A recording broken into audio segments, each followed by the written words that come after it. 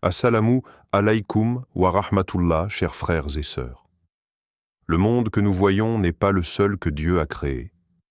Il y a une autre réalité, invisible à nos yeux, mais bien présente autour de nous, celle des djinns. Beaucoup en parlent avec peur, d'autres avec curiosité, et certains les considèrent encore comme de simples légendes. Pourtant, le Coran et la Sunna nous rappellent clairement leur existence et leur rôle dans l'équilibre de la création. Allah dit « Et il a créé les djinns de la flamme d'un feu sans fumée » Sourate Ar-Rahman, verset 15. Un feu sans fumée, une essence subtile, différente de celle de l'homme mais tout aussi réelle.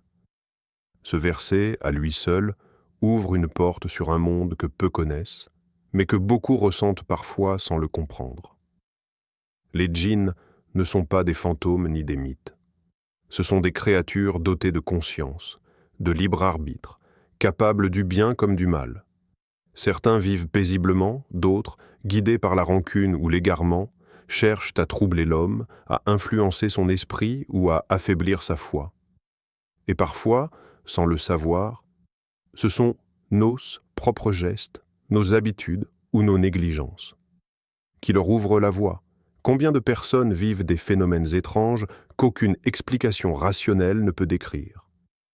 Une présence, la nuit, des cauchemars récurrents, des voix ou simplement un sentiment d'oppression sans cause apparente. Le monde invisible interagit avec nous, que nous y croyions ou non.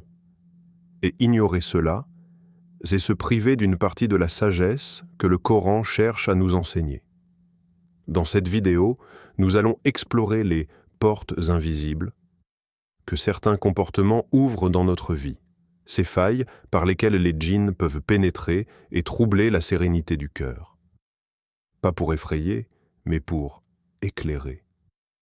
Pour comprendre comment la lumière du rappel d'Allah peut fermer ce que l'oubli ouvre.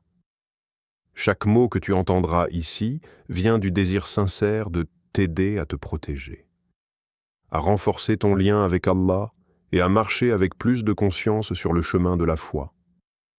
Nous parlerons de gestes du quotidien, de pensées, d'émotions, parfois anodines, mais qui ont un impact spirituel profond. Et surtout, nous verrons comment le Coran, lorsqu'il habite nos vies, devient une barrière de lumière contre ce que nous ne voyons pas. Avant de commencer ce voyage intérieur, prends un instant pour soutenir cette mission. Like cette vidéo, si elle t'apporte quelque chose. Abonne-toi, à Lumière du Coran, si tu veux découvrir la sagesse cachée derrière chaque verset et partage ce contenu autour de toi. Car éclairer un cœur, c'est déjà propager la lumière d'Allah. Il y a des failles que l'on ne voit pas, des ouvertures invisibles que l'on crée sans même s'en rendre compte. Et parmi elles, la plus dangereuse de toutes, c'est l'abandon de la prière. La prière, ce n'est pas seulement un rituel ni une habitude héritée. C'est une rencontre, un moment où l'âme se reconnecte à sa source, où le cœur s'aligne avec le Créateur. 5 fois par jour, Allah nous tend la main et chaque fois que nous répondons à cet appel, une lumière descend sur nous, une barrière de paix se dresse autour de notre âme. Mais lorsque nous cessons de répondre, cette lumière s'éteint peu à peu. Et là où la lumière disparaît, l'ombre s'installe. Le prophète a dit « Entre l'homme et la mécréance, il y a l'abandon de la prière. » Rapporté par Muslim. Une parole brève mais terrifiante, car délaisser la prière, ce n'est pas seulement manquer un devoir, c'est ouvrir une brèche dans notre protection spirituelle. Imagine un cœur comme une maison. Chaque prière, c'est une serrure que tu poses à ta porte. Une serrure contre la peur, contre le doute, contre les mauvaises influences, mais le jour où tu cesses de prier, tu laisses la porte entr'ouverte. Le vent de la négligence entre, puis les pensées sombres, puis les murmures invisibles. Et sans t'en rendre compte, tu deviens vulnérable à tout ce qui rôde. Combien de jeunes racontent avoir ressenti ce vide après avoir délaissé la prière? Au début, rien ne change. Ils rient, sortent, vivent comme avant. Mais avec le temps, une lourdeur s'installe. Le sommeil devient agité. Des cauchemars récurrents, une sensation d'être observé, un poids sur la poitrine au moment de s'endormir. Certains pensent que ce ne sont que des coïncidences, jusqu'à ce qu'ils reviennent vers la prière. Et alors, la paix revient, lentement, mais sûrement. Un frère raconta un jour « Je n'arrivais plus à dormir. Chaque nuit, je sentais une présence près de moi. Je pensais devenir fou. Puis un imam m'a demandé « Quand as-tu prié pour la dernière fois ?» Et j'ai compris. Depuis que j'ai repris la sala, tout a disparu. Ce n'est pas de la magie, c'est la loi spirituelle d'Allah. Là où son nom est invoqué, les djinns s'éloignent. Là où son rappel est oublié, ils s'approchent. Quand tu te tiens debout pour prier, tu n'es pas seul. Les anges t'entourent, la miséricorde d'Allah t'enveloppe et ton cœur s'apaise. Mais quand tu abandonnes la prière, ce lien se fragilise. Ton âme se vide, et ce vide, tôt ou tard, attire quelque chose. Pas toujours visible. Parfois juste une fatigue, une tristesse, une peur inexplicable. Mais au fond, ton cœur le sait. Tu as besoin de revenir à Allah. La prière, c'est ta respiration spirituelle. Essaie donc de vivre sans respirer. Tu comprendras pourquoi ton âme s'étouffe sans elle. Et si tu veux te protéger du monde invisible, si tu veux que la lumière du Coran illumine ta maison et ton cœur, alors ne laisse plus la prière s'échapper de ta vie. Parce que chaque fois que tu t'inclines devant Allah, une porte se ferme à tout ce qui cherche à t'égarer. Il existe des sons qui apaisent l'âme et d'autres qui l'emprisonnent, des paroles qui élèvent et d'autres qui ouvrent des portes qu'on ne devrait jamais pousser. Le monde invisible réagit aux vibrations de nos mots, à la fréquence de nos pensées, à ce que nous laissons résonner dans nos cœurs et nos foyers. Et parmi les plus grandes failles spirituelles que l'homme crée sans le savoir, il y a la musique destructrice, la sorcellerie et les invocations interdites. Les djinns, comme les hommes, entendent, perçoivent et ressentent. Certains sons leur sont insupportables, le Coran, le dhikr, le nom d'Allah, mais d'autres, au contraire, les attirent. Des mélodies obscures, des paroles dénuées de sens, des chants qui exaltent la désobéissance, la sensualité ou l'arrogance. Ce n'est pas un hasard si Allah dit « Ô assemblée des djinns, vous avez séduit beaucoup d'hommes » Sourate Al-An'am, verset 128. Chaque son que tu fais entrer dans ta maison devient soit une lumière, soit une ombre. Le Coran récité attire les anges. Les chants impurs, eux, attirent ceux qui fuient la lumière. Un jeune homme raconta un jour qu'il écoutait de la musique du matin au soir. « Ça me détendait », disait-il. Mais plus il en écoutait, plus il se sentait vide. La nuit, il faisait des cauchemars étranges. Il entendait des voix chuchoter des paroles incompréhensibles. Un jour, sur les conseils d'un ami, il remplaça ses musiques par des récitations de sourates. Les premières nuits furent calmes. Après une semaine, les cauchemars cessèrent. Il avait, sans le savoir, changé la vibration spirituelle de sa maison. Ce que nous consommons par nos oreilles nourrit ou détruit notre cœur. Et certains jeux modernes ne font qu'aggraver ce danger. Planches Ouija, incantations, pour s'amuser, vidéos qui invoquent des esprits. Le rire devient alors une imprudence et l'amusement une invitation. Ces pratiques, en apparence banales, sont des appels directs au monde des djinns. Ils entendent, ils répondent, et parfois ils ne repartent plus. Le prophète a enseigné que la meilleure protection de l'homme, c'est le dhikr, le rappel constant d'Allah. Car chaque fois que tu dis « Bismillah », que tu récites « Ayat al-Kursi » ou que tu prononces « Subhanallah », une lumière se lève autour de toi.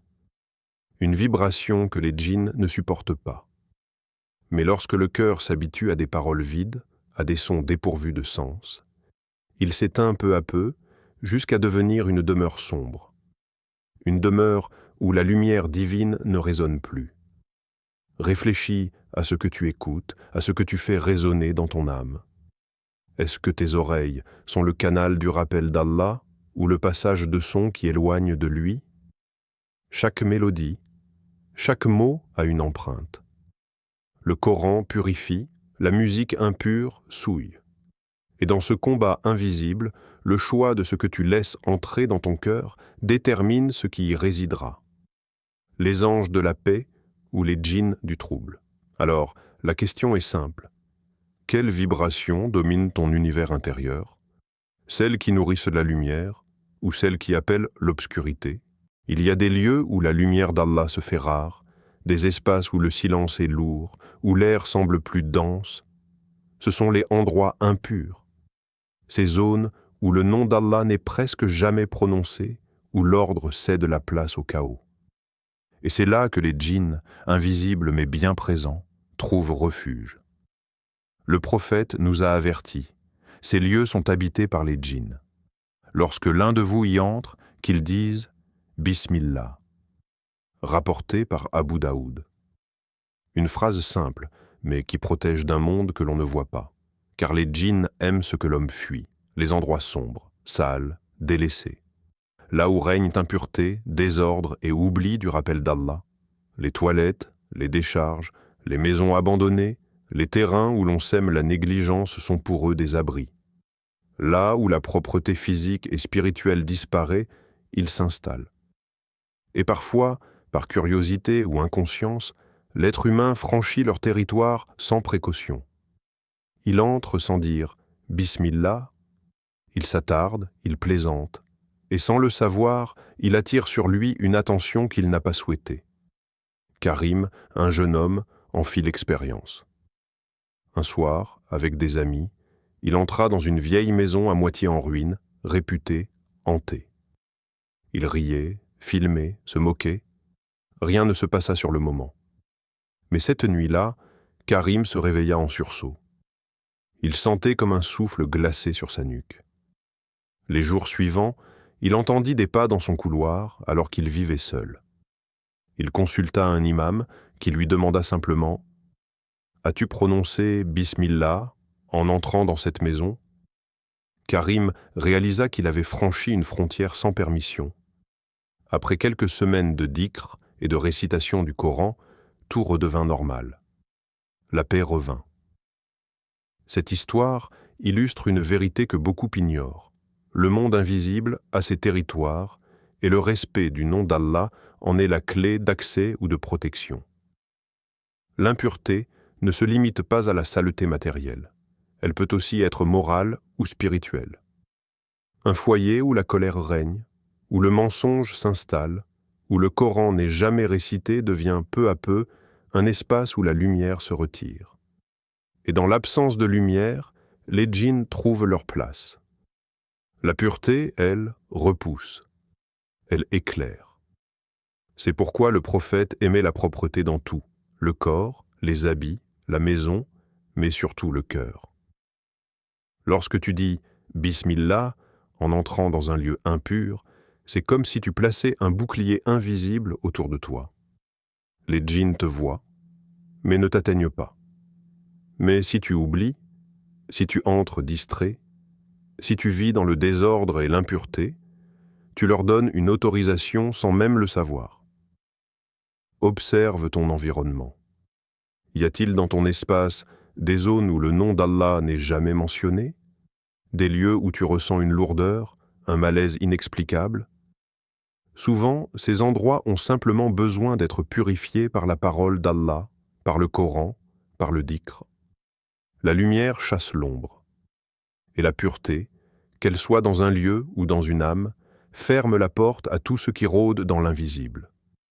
Parfois, la plus grande faille ne vient pas de l'extérieur, mais de l'intérieur. Les djinns trouvent un chemin vers l'homme non seulement à travers ses actes, mais aussi par ses émotions. Quand elles deviennent incontrôlées, quand elles le dominent au lieu de le servir. La colère, la peur, la tristesse profonde.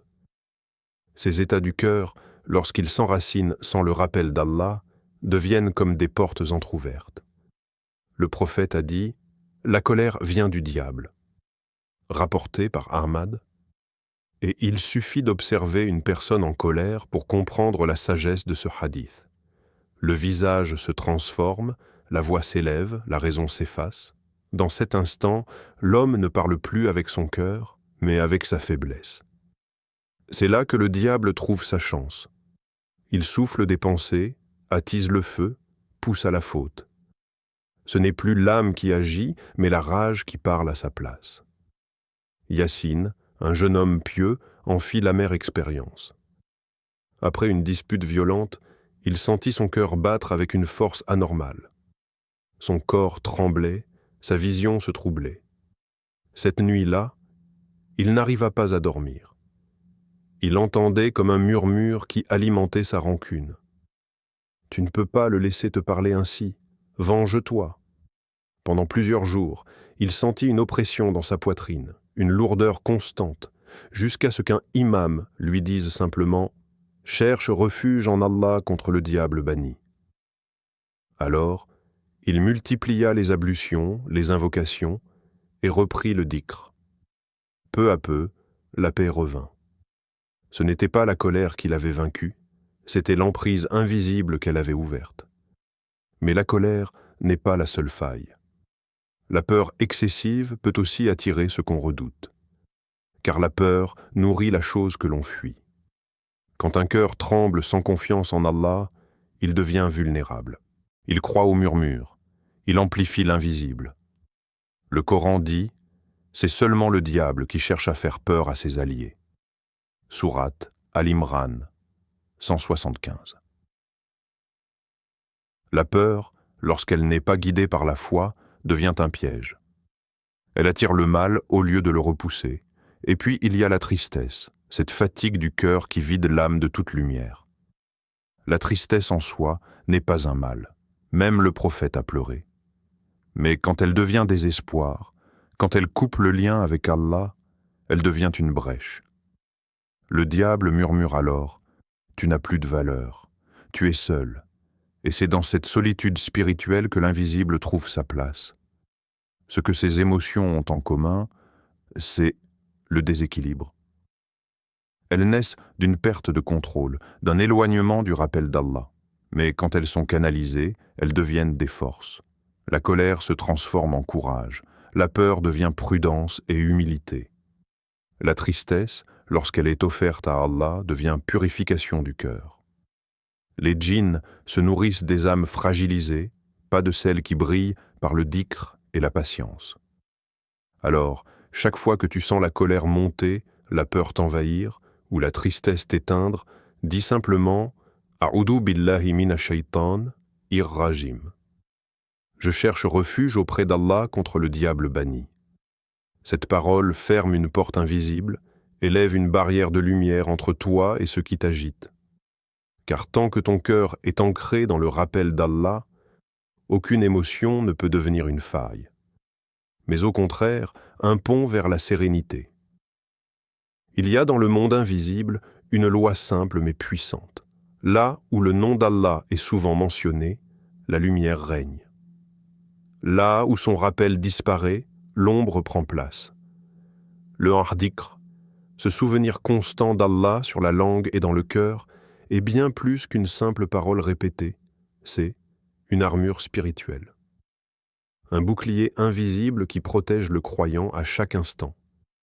Et lorsque cette lumière s'éteint, lorsque la langue oublie et que le cœur s'endort, une brèche s'ouvre. C'est la 5e porte par laquelle les djinns s'approchent. Allah dit dans le Coran « Quiconque se détourne du rappel du tout miséricordieux, nous lui assignons un diable qui devient son compagnon inséparable. » Sourate Az-Zukhruf, verset 36. Ce verset n'est pas une image. Il décrit une réalité invisible. Celui qui délaisse le dhikr n'est jamais seul. L'oubli du nom d'Allah crée un vide spirituel, et ce vide attire ce qui fuit la lumière. Le dhikr, au contraire, éclaire. Il repousse, il purifie. Il fait de ton cœur un sanctuaire où le mal ne peut s'attarder. Nadia, une jeune femme, en témoigna un jour. Depuis son adolescence, elle vivait dans l'angoisse. La nuit, elle sentait comme une présence derrière elle, des ombres dans ses rêves, un froid étrange dans sa chambre. Aucun médecin n'y trouvait d'explication. Un jour, elle entendit dans une mosquée un verset sur le pouvoir du dhikr. Touchée, elle décida d'essayer. Ayat al-Kursi avant de dormir, les invocations du matin et du soir, quelques Subhanallah, Alhamdulillah, Allahu Akbar dans la journée. Les premiers jours, rien. Puis son sommeil devint plus paisible. Les cauchemars cessèrent. Et un soir, elle pleura, non plus de peur, mais de soulagement. Elle avait compris que le rappel constant d'Allah éloigne les ténèbres que rien d'autre ne peut chasser. Le dhikr, c'est comme une lumière qu'on porte dans les mains. Chaque mot, chaque souffle qui contient le nom d'Allah éclaire les zones sombres de ton existence. Mais quand cette lumière s'éteint, c'est comme marcher dans la nuit sans lampe. Tu ne vois pas le danger, mais il te voit. Tu ne perçois pas l'ombre, mais elle te guette. Et pourtant, il suffit d'un mot pour rallumer la flamme. Bismillah, la ilaha illa Allah, astaghfirullah. Ce n'est pas la quantité qui compte, mais la présence du cœur. Un dhikr murmuré avec sincérité vaut plus qu'un millier de mots récités sans âme. Car Allah n'écoute pas seulement ta langue, il regarde ton intention. Et lorsqu'un croyant se souvient sincèrement d'Allah, les djinns s'éloignent. Incapables de supporter cette lumière qu'ils ne peuvent ni éteindre ni imiter. Alors demande-toi, combien de temps passes-tu sans te souvenir d'Allah? Combien d'heures s'écoulent avant qu'un verset, une invocation ou même une simple louange ne franchisse tes lèvres? Ce silence intérieur, c'est le terrain sur lequel le diable avance. Mais à l'inverse, chaque fois que tu dis « Alhamdulillah », un ange t'écoute. Chaque fois que tu dis « Astaghfirullah », une lumière s'allume au-dessus de toi. Et chaque fois que tu récites le Coran, les djinns s'enfuient, incapables de supporter la clarté de la parole divine. Ne laisse pas ton cœur devenir un lieu silencieux. Fais de ton souffle une prière, de tes pensées un rappel, de ta maison un espace où le nom d'Allah résonne. Car là où le dhikr habite, le mal ne trouve jamais de place. Si cette vidéo t'a éclairé, si elle t'a rappelé ne serait-ce qu'une vérité que ton cœur avait oubliée, alors fais vivre la lumière. Mets un like pour soutenir ce message, abonne-toi à Lumière du Coran pour ne rien manquer des rappels à venir et partage cette vidéo autour de toi. Peut-être qu'un simple partage deviendra la cause d'une âme guidée, d'un cœur apaisé. Car la lumière du Coran grandit quand on la transmet.